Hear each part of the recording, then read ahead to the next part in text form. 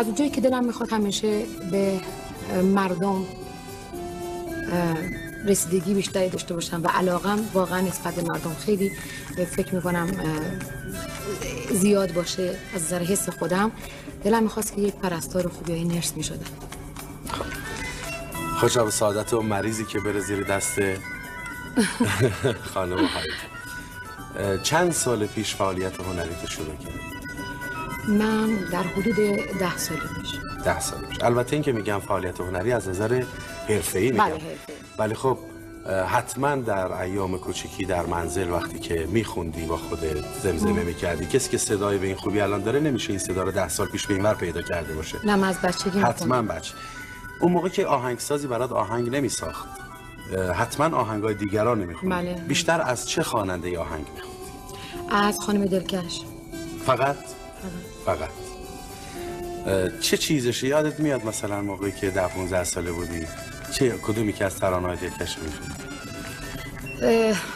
10-15 سالگی یادم نمیاد که چی میخوندم چون خیلی دوره، ولی همیشه با آهنگ‌های خانم دلکش من واقعا زندگی میکردم. خیلی بچه بودم اما تمام سعی و کوششم این بود که شبای دوشنبه بنشینم و به آواز دلکش گوش بدم. دوشنبه ها میخوندم. کدومی که از آهنگاش بیشتر به دلت نشسته؟ همه آهنگای خانم دلکش برای من قشنگ بوده و اگرم توجه داشته باشین 2 تا از آهنگاشون رو من در برنامه رادیو صبح جمعه اجرا کردم. حالا یه تیکه واسمون بدون ارکستر اینا، یه خط از شعرهایی که اون وقتا زمزمه میکردی الان بخون واسمون. چه اشکالی خیلی مشکله آقای ناظری. هیچ مشکلی نیست. کسی که بچگی میخونده الان هم به این خوبی میخونه هیچ مشکلی واسش هیچ مشکلی.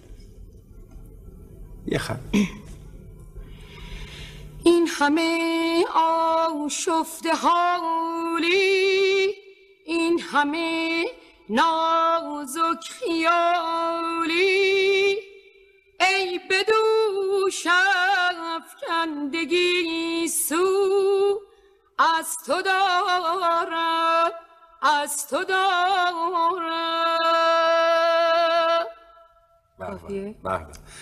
من مطمئن هستم که خانم دلکش الان که این برنامه رو میبینن خیلی خوشحال میشن که یک هنرمندی که الان در سطح عالی هست اینطور به خوبی یاد میکنه از ایشون و دوستشون داره. البته همه ما دوست داریم انشالله یک روزی منت بذارن خانم دلکش و بیان توی این برنامه و باهاشون صحبت بکنیم. انشالله. اون شب حتما میگم شما هم بیاین. با کمال میل. من روز شماری میکنم واقعا. آرزوی بزرگت چیه هایده؟ من فکر میکنم هر مادری بزرگترین آرزوش تو زندگی به سرانجام رسیدن بچه هاش باشه و منم مثل یک مادر از خدا آرزو میکنم که بچه هام تحصیلات عالیه خودشون رو طی بکنن و یک روزی بشه که بتونن برای وطنشون خدمتگزار باشن. دیگه زیاد وقت شما رو نمیگیرم، وقت دوستان رو میدونم کمه وقتمون.